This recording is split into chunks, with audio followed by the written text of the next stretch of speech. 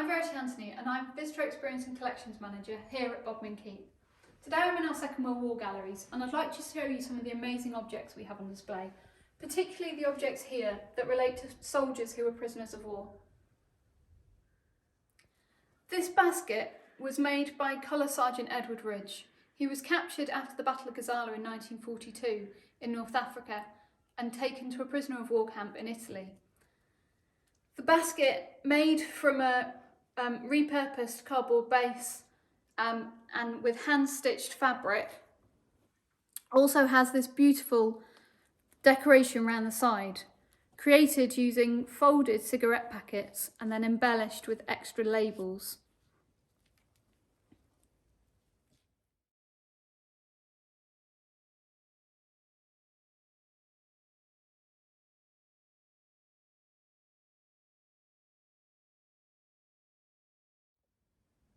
This chess set was brought home to Britain by Private Patrick Linehan after he was captured as a prisoner of war during the Second World War. He'd been fighting in Italy and fallen asleep afterwards, captured by the Germans and taken to a camp in Munich. Life in the concentration camp involved daily tasks, work tasks. Patrick in particular had to make cement lintels as his day-to-day job. To break some of the monotony and to feed up the soldiers in the camps, the Red Cross would send parcels out that contained food that would go to the kitchens to be used centrally, but also that had little extra gifts in to give the soldiers something to do in their free time. This chess set, made by an American company, is beautifully made with a wooden base which has made it nice and sturdy, with plastic pieces.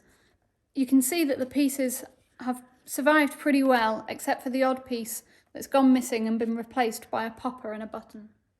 The next artefact we're going to look at is a children's shirt made by prisoners of war in Fossili camp in Italy. The shirt would have probably been made from something like a pillowcase used at the camp.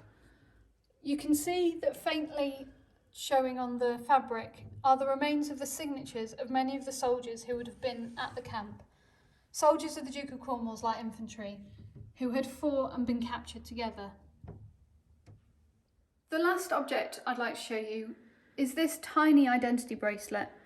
When Colour Sergeant Edward Ridge, who made that beautiful handmade basket, was a prisoner of war, his daughter was living in Newlyn.